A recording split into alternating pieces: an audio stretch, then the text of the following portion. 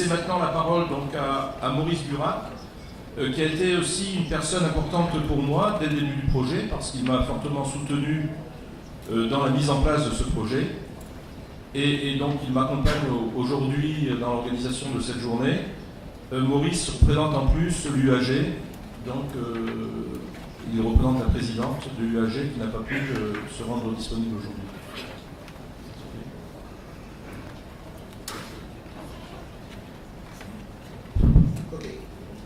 Bonjour à tous.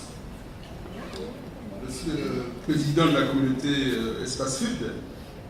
madame le représentant du préfet de la région Martinique, monsieur le représentant de la direction de l'environnement, de l'aménagement et du logement, monsieur le directeur de l'IRD Martinique Caraïbes, madame la représentante du secrétariat technique commun du programme Interreg Caraïbes, la présidente de l'université, je vais parler de la professeure Couré-Dumont-Castel, retenue par le conseil d'administration ce matin sur le campus, m'a demandé de la représenter à cette conférence finale de CALIPSAT, qui est une occasion pour les élus, les chercheurs, les représentants d'associations, les représentants d'entreprises, l'occasion de se rencontrer sur une réalisation concrète, puisque le programme CALIPSAT est terminé et que un bilan doit être fait et des perspectives tirées. En tout cas, la présidente de l'UAG adresse ses félicitations à toute l'équipe qui a su mener à bien ce beau travail, en particulier l'équipe de l'IRD, le coordonnateur Marc Morel, de même que tous les collaborateurs, tous ceux qui ont travaillé de près ou de loin à ce projet. Alors, d'abord, ce projet, c'est un travail d'équipe, un travail d'équipe considérable qui a été réalisé, dont l'utilisation devrait être particulièrement profitable en matière de connaissances et de gestion du territoire martiniquais, profitable aux décideurs, profitable à l'ensemble des citoyens, et bien sûr aux étudiants qui sont de plus en plus concernés, intéressés par ces problématiques environnementales. La coopération, le partenariat entre l'université et l'IRD est une réalité très ancienne, puisque depuis les années 80, profitant de très bonnes relations développées entre ce qui a été l'Oxfam et qui est devenu l'IRD et l'université, eh bien, de très nombreuses initiatives, des actions ont été menées pour conforter cette coopération, et notamment à l'occasion des contrats quadriennaux de développement de l'université pendant la décennie 2000-2010, eh bien, c'est autour de la nécessité de créer des programmes pluriformation, des PPF, que se sont rencontrés un certain nombre de représentants de l'IRD, de l'université, bien sûr d'autres partenaires, qui de plus en plus étaient persuadés que l'utilisation de l'imagerie satellitaire en ce qui concerne le développement durable devait procurer à ces espaces que sont la Guadeloupe, la Martinique et la Guyane des occasions intéressantes de travailler, surtout de réfléchir à des nouvelles problématiques. Alors très tôt, il y a eu un certain nombre d'équipes de recherche de l'université, GIOF Caraïbes, le groupe de recherche en informatique et mathématiques appliquées des Antilles Guyane, ou encore le laboratoire physique de l'atmosphère tropicale, ou le groupe de recherche sur les énergies renouvelables, ou encore le groupe dynamique des écosystèmes Caraïbes et biologie des espèces intéodées. Eh bien, de très nombreuses équipes se sont associées très tôt à l'IRD, en particulier à l'époque de l'unité Espace S140, qui a fait un travail considérable en termes de propositions et de développement d'action concernant l'université, mais aussi l'université a pu profiter du travail des unités mixtes de recherche, que ce soit du CIRAD, de l'INRA, du CNRS, de l'URD, les contacts avec l'université de Montpellier qui se sont multipliés depuis ont permis du travail intéressant, ou encore les actions de partenariat avec le BRGM, l'IPG, les laboratoires de l'Institut Pasteur ou encore le CEMAPREF.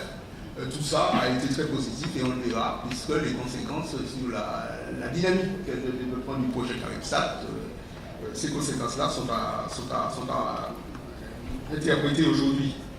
Alors, parmi ces équipes de recherche, un certain nombre d'ailleurs se sont retrouvés dans le PRAM, le pôle agronomie de la Martinique, PRAM, et bien sûr, il y a eu la coopération, la participation des Guyanais, puisque en Guyane, avec la mise en œuvre du programme surveillance de l'environnement amazonien, assisté par satellite haute résolution, qui a associé l'IRD à la société Spot Image, eh bien, ce programme a permis de mettre en œuvre et surtout de mettre à la disposition des équipes de matériel scientifique de bonne qualité, dont l'exploitation ouvrait d'excellentes perspectives à l'inventaire, la gestion et l'aménagement des territoires. Ce fut aussi l'occasion d'améliorer l'internationalisation de l'Université des Antilles de la Guyane, puisque en ouvrant des perspectives concrètes de coopération régionale avec les universités brésiliennes, sur le côté Amérique du Sud, l'occasion était trouvée pour faciliter cette coopération, d'autant plus que, ne l'oubliez pas, c'est en Guyane que se trouve la station de réception d'images satellites qui a permis d'ailleurs à beaucoup de laboratoires de bénéficier de matériel, d'outils fondamentaux pour fonctionner, pour réussir les différents projets. Alors, la collaboration entre l'IRD et les différentes équipes de recherche de l'IAG s'appuya sur l'équipe de l'IRD CIRAD basée à Cayenne et affiliée à l'unité USS Space 40, qui menait depuis plus d'une dizaine d'années des travaux de recherche, notamment sur les applications de la télédétection aéroportée et spatiale en matière d'environnement tropical, et ceci là encore souvent en partenariat avec d'autres unités ou instituts venant des recherches climatiques dans différents domaines. Alors cette collaboration essentielle allait permettre d'initier des échanges autour de la thématique de la télédétection appliquée aux milieux et aux sociétés dans une optique de gestion intégrée.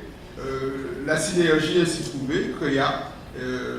des conditions pour que de plus en plus, sur le plan de l'utilisation de l'outil télédétection, en ce qui concerne l'expertise d'application sur le terrain, eh bien que là encore, des progrès intéressants soient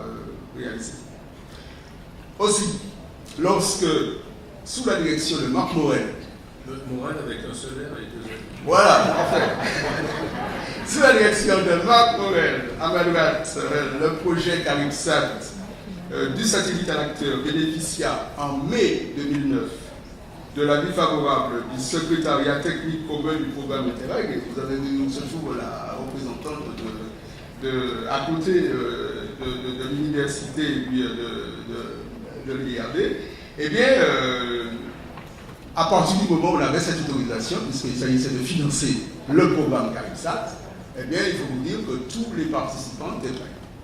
étaient prêts pour l'opération. D'autant plus qu'en Martinique, il y a une association, l'association SIG 97.2,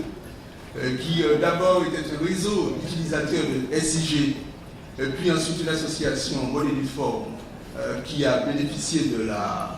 l'adhésion d'un certain nombre de structures. Alors bien sûr, autour des anciens de la DEAL, de l'ONF ou encore de la DDA, avec l'agence d'urbanisme, l'université, et puis tous ceux qui sont arrivés après, eh bien, le travail a pu se faire et toute cette ambiance a pu là encore favoriser la maturité du projet CARIPSAT. Eh bien, l'IRD Martinique, l'université, mais aussi le conseil régional de la Martinique, par une opération très simple, c'est le recrutement, plutôt aussi,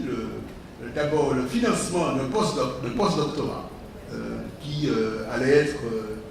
mis, ce financement-là, à disposition de l'étudiant de l'Université des Antilles de la Guyane. Cet étudiant avait comme mission de réfléchir sur les objectifs du cycle 97.2 et surtout d'apporter sa contribution à l'IRD, puisque son bureau se trouvait à Route de Mout à l'IRD. Cet étudiant avait comme mission pour son postdoc de renforcer l'équipe technique du projet CARIPSAT. Et là encore, je crois que les résultats ont été très intéressants,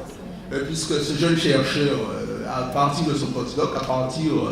de son sérieux, de ses qualités, a pu être recruté sans problème comme chargé de recherche au CNRS. Et là encore, l'université, l'IRD, tous ceux qui ont travaillé de près à ce projet CARIPSAT ont pu voir comment pouvaient être valorisés des jeunes dans le cadre de l'opération scientifique. Et puis, je mentionnerai la contribution de l'Université des Antilles de la Guyane dans la création de l'unité mixte de recherche Espace Dev, qui a été élaborée constituée donc à partir de l'IRD. Eh bien, à la suite d'un très long travail de concertation entre l'IRD et ses différents partenaires, il y a eu cet atout qui a été mis en place dans l'accompagnement du projet CARIPSAT à partir notamment du travail réalisé par de très nombreux universitaires, non seulement des Antilles et de la Guyane, mais de tous ceux qui sont venus des universités métropolitaines, qui sont venus de centres de recherche, de laboratoires, de bureaux d'études ont travaillé et vous le comprenez aujourd'hui que l'université Antilles-Guyane, en particulier la présidente et d'ailleurs l'ensemble de la communauté, soit heureux de participer à cette conférence finale avec vous, d'autant plus que du beau travail a été fait. Donc félicitations à toute l'équipe de CARIPSAT, bonne conférence et merci à tous.